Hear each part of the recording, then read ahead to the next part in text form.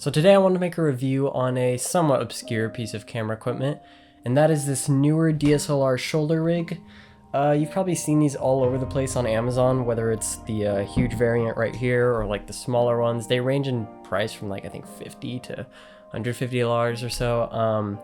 The one specifically that I got comes with a follow focus, comes with the matte box, all the grips, all the mounting areas for you to put your monitor and whatnot, whatever you want to throw onto it. And I got this back in June of 2019.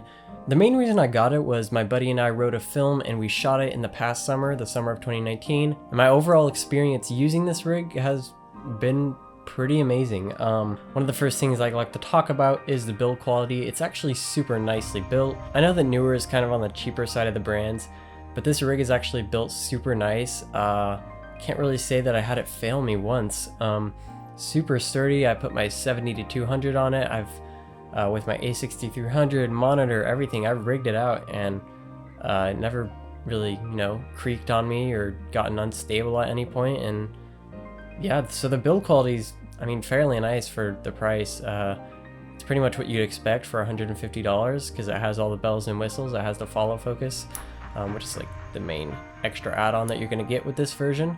But for $150, the build quality is pretty nice. The assembly was, fairly easy. It probably took me about 10 minutes.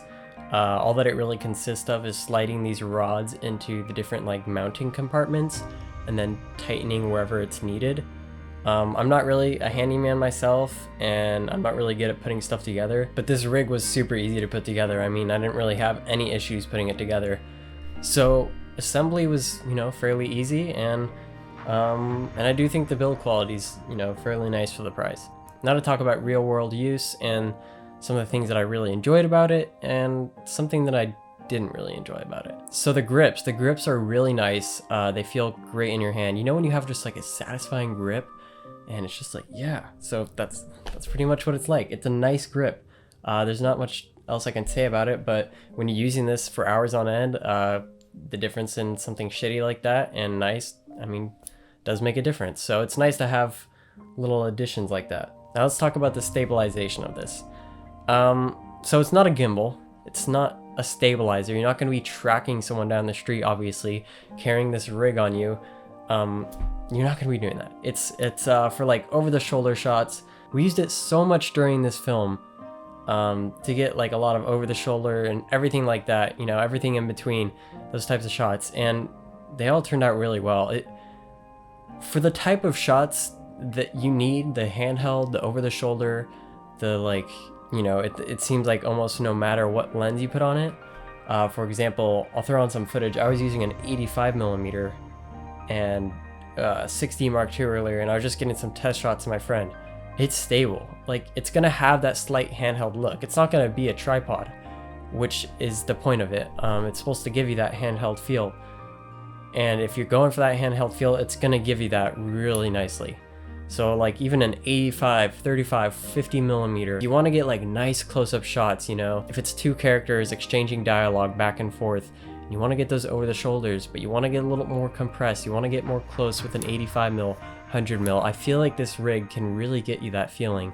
You're not really gonna have to worry about it getting too shaky as if you're shooting Saving Private Ryan beach, invasion scene. It's not gonna look like that. So that's one of the things I really enjoyed about it. It was a lot more stable than I expected, so that's definitely a plus. My knowledge of follow focuses prior to buying this was pretty much lacking, and it kind of remains that way. I'm not someone who's really gonna hop on a follow focus every time I need to make a video like this because I can rely on the autofocus. But during the film, when 95% of it was using manual focus and using the follow focus, from someone who has never used a follow focus, this was the first time I had used one. It was amazing. It was so smooth. It was so nice for only $30, I think it is, if you buy it separately, or even when you throw it on the rig as one bundle. It surprised me. It really surprised me with the quality. I thought it would be extremely hard to use. I honestly couldn't even fathom. I was like, how do you use this? Once I got it together, and once I got in the hang of using the follow focus time and time again, it became second nature. It's super easy to get used to. The one thing that I guess I would say is a little bit of a challenge, especially if you're new to follow focuses, is changing out your lens every time, because when you change your lens, you're gonna have to take off your camera, adjust the follow focus, adjust the camera. It does eat up kind of a lot of time. It's probably gonna take you like, 5 minutes each lens swap. But if you're expecting to have a huge shoot that day, it's not gonna be a huge issue. I know that for majority of the shoot, we stuck to one lens, so it wasn't a huge issue. I wasn't constantly swapping, and we almost kind of planned our shoot days around lens swaps, because we didn't have like an actual crew, which had a lot of people helping out, and volunteering. So I would say that's really the only downside of the follow focus. Now, the one thing, I guess you could say it's a negative, and I don't know if I experienced this just because I'm dumb or if a lot of other people do, but the quick release plate on this rig, whenever you try to put your camera on it, and then when you take your camera off, as you do to mount on a tripod or, gimbal, whatever else you're mounting it to, when you take it off of the rig, the 1/4" screw actually has a tendency to slide down this, fall out the hole, and never be found again. And it happened to me like 4 times. I literally have a bag full of 1/4" screws just for that reason. It's not a huge issue because 5 of them is probably $5 on Amazon. They run super cheap, but it is the reason I don't even have a 1/4" in right now. That's really my only gripe with this rig. Other than that, for the 50 plus hours I've used this on, whether it was shooting the film or a couple other promotional videos, it served me really well. I think that if you're trying to shoot a passion project, a short film, documentary work, even promotional, I feel like it's a nice rig. If you're not using a cinema camera, if you're using a DSLR or a mirrorless and you're rigging it out, this is a nice option if you want to get the handheld feel.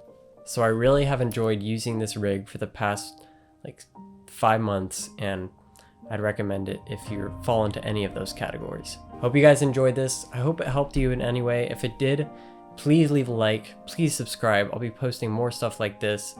Also, you can go down below and follow my Instagram to see all my photography. And I'll see you guys next time. Peace out.